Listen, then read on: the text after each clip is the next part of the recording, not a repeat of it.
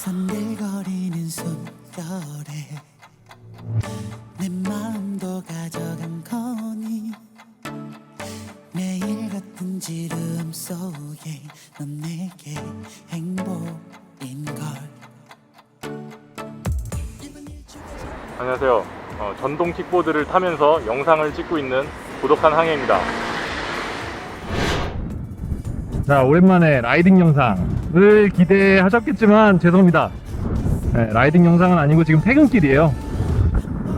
퇴근길인데 오늘은 좀 색다르게 이렇게 요즘에 또 실내 촬영을 많이 했더니 색다르게 좀 시작을 해보고 싶어서 이렇게 퇴근길에 영상을 시작했습니다.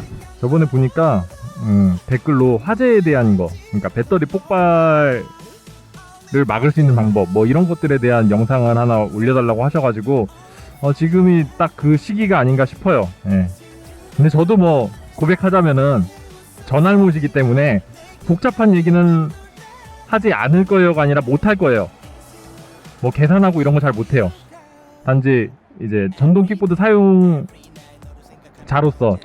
사용자로서 복잡하니까 이거 조금만 있다가 이게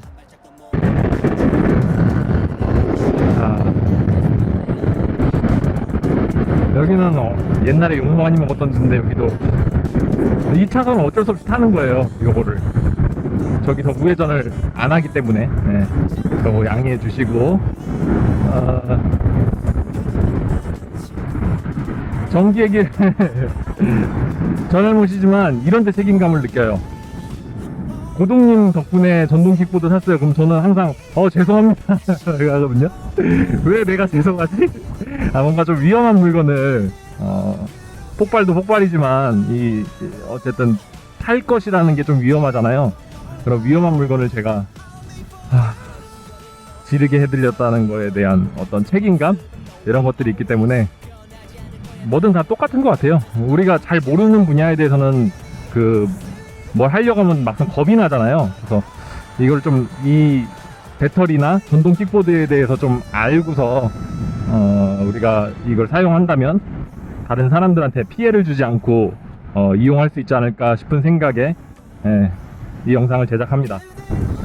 보통 잠잘 때 충전하지 말라고들 하잖아요. 근데 잠잘 때 충전하지 말라는 거는 뭐 깨어있을 때 충전한다고 해서 발화 사고가 안 일어나는 건 아니잖아요. 그냥 대처할 수 있으니까 뭐 잘 때는 충전하지 마라 뭐 이러는 건데 그것만으로는 우리한테 조금 부족하죠. 도대체 왜 이런 사고가 일어나고 이걸 막을 수 있는 방법이 뭔지 이런 걸 좀 알아야 될 필요가 있습니다.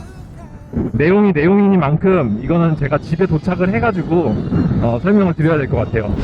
사실 조금 조심스러운 게 배터리나 전기 지식이 많은 분들이 따지고 들면 뭐 할 말은 없습니다. 하지만 전알못 전동 킥보드 유저를 대신해서 제 머릿속에 있는 얘기를 가볍게 해볼게요. 우리는 먼저 구조에 대해서 알아야 합니다. 우리 몸을 움직이기 위해서는 신경을 통해서 각 근육에 명령을 내리는 뇌가 있잖아요. 전동 킥보드에서도 이러한 역할을 하는 애가 컨트롤러예요. 그리고 이 컨트롤러를 동작시키기 위해서는 힘의 원천인 배터리가 필요하고요. 전동 킥보드에게 가라서라 명령을 할 수 있는 입력 장치인 계기판, 트리거, 뭐 약간 맞지 않는 말이지만 보통은 스로틀이라고 하죠. 우리가 스로틀을 당기면 컨트롤러에서 그 신호를 받고 배터리에서 힘을 뽑아서 모터에게 보냅니다. 그럼 모터가 굴러가는 거예요. 이렇게 단순화시켜서 생각을 해보자고요. 자, 그럼 우리가 무거운 물건을 든다고 하면 팔 힘만 세면 들 수 있을까요? 무거운 걸 들었는데 이 무게가 다 어디로 가겠어요? 허리를 통해서 다리로 가잖아요. 다리가 그 무게를 지탱할 힘이 없으면 못 들고 쓰러지는 거예요. 허리도 마찬가지겠죠. 그래서 헬스를 하면 하체 운동이나 코어 운동을 열심히 하라고들 하잖아요. 나는 가슴 근육만 키우고 싶어. 이건 안 되는 거죠. 다시 전동 킥보드로 돌아가서 배터리는 힘이 약한데 모터는 엄청 근육질이에요. 큰 출력을 내기 위해서 배터리에서 보낼 수 있는 최대치 이상을 끌어다 쓰려고 하면은 어떻게 될까요? 모터는 출력을 내지 못하고 배터리가 과열이 되겠죠. 그러면 배터리와 모터는 다 좋아요. 근데 중간 지점인 컨트롤러의 용량이 낮으면 어떻게 될까요? 컨트롤러가 과열이 되겠죠. 과열은 아시다시피 전자제품 고장의 주요 요인이에요. 배터리에는 방전율이라는 게 있어요. 배터리에서 순간적으로 뽑아낼 수 있는 전기가 일반 방전 배터리는 아주 작아요. 컨트롤러가 고용량이라서 이만큼을 달라고 해도 조금밖에 못 뽑아주는 거예요. 중방전 배터리는 그거보다 조금 더 많은 전기를 순간적으로 뽑아줄 수 있고, 고방전은 그거보다 더 많이 뽑을 수 있기 때문에 고출력 제품을 사용하는 거죠. 문제는 고방전 배터리는 가격이 비싸요. 그런데 소비자는 싼 제품을 원해요. 그냥 싼 제품을 원할까요? 멀리 가고 빠르고 등판력 좋은 제품을 원하죠. 그래서 소비자에게 중요한 모터가 몇 와트인지, 배터리 용량이 몇 암페어시인지 이런 것들만 보고 고르는 거예요. 우리가 알고 있는 스펙이 다 그런 거죠. 배터리 방전율을 처음 들어보시는 분들 많으실 거예요. 그러면 판매자 입장에서는 싸게 만들면서 많이 팔 수 있는 건 값싼 중국산 배터리를 이용하고 고스펙 제품이라고 홍보를 하는 거예요. 자, 그럼 사전 지식은 어느 정도 가지고 계신 거예요? 모터나 컨트롤러에서 배터리에 요구하는 방전량을 못 따라가게 되면 배터리는 열이 나겠죠? 배터리는 이렇게 건전지처럼 생긴 여러 개의 셀을 묶어서 사용을 해요. 우리가 여러 명이서 일할 때 모두 똑같은 강도로 일을 해야지 효율적으로 일을 할 수 있잖아요. 한 사람이 놀고 있으면은 다른 사람들이 먼저 지쳐버리고 그 한 사람이 힘이 남았다고 해서 무거운 걸 혼자 들 수는 없는 거예요. 배터리는 이렇게 서로 똑같이 방전하고 똑같이 충전할 수 있게 만드는 BMS라는 애가 배터리 셀을 관리하고 있어요. 이 BMS도 용량이 있는데 이것도 출력에 걸맞는 용량을 갖춰야겠죠. 그런데 못 따라가서 발열이 생기고 고장이 나버렸어요. 그런데 사용자는 알 수가 없죠. 배터리 팩 안에 들어가 있으니까. 이 BMS는 배터리 각 셀들에게 일을 균형 있게 시키고 또 충전 시에도 균형 있게 밥을 먹이는 역할을 하고 있어요. 각 배터리 셀들이 밥을 배불리 먹었으면은 더 이상 못 먹게 차단을 시켜줘야 되는데 우리 충전기에서 녹색 불이 들어오죠. 그게 BMS의 역할이에요. 근데 이 BMS가 고장이 나면은 배터리는 과충전이 되는 거죠. 그럼 폭발. 이렇게 BMS가 고장났을 때 잠을 자지 않는다고 내가 깨어있다고 해서 폭발이 안 일어나는 건 아니에요. 다음은 충격에 관한 거예요. 합선이 된다, 쇼트가 난다, 뭐 이렇게 얘기를 하죠. 전기는 플러스 극과 마이너스 극이 있는데 이 두 개가 서로 만나면 스파크가 일어나서 화재로 이어질 수 있어요.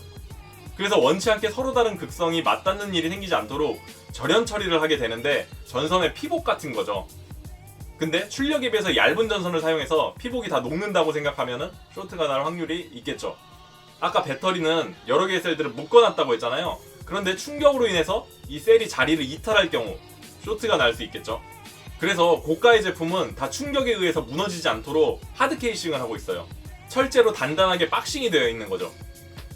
하지만 저가형은 수축 필름으로 한번 그냥 감싸기만 한 거죠. 생선을 샀는데 아이스박스에 안 넣고 그냥 비닐봉지에 이렇게 넣어준 거예요. 막 돌아다니다가 이렇게 충격을 받으면은 생선이 상할 수가 있는 거죠. 이 중국산 저가형 배터리의 또 다른 문제는 수명이 짧아요. 배터리에도 수명이 있는 거 아시죠? 계속 충전과 방전을 하다 보면은 주행거리가 서서히 짧아지고요. 출력도 떨어지게 돼 있어요. 근데 모터나 컨트롤러에서는 배터리가 처음 컨디션일 때만큼 전기를 뽑아가고 싶은데 배터리가 노화가 돼서 못 뽑아준다고 하면 열이 발생하는 거죠. 그럼 이제 잘 알고 계시다시피 안전을 보장받을 수 없는 거예요.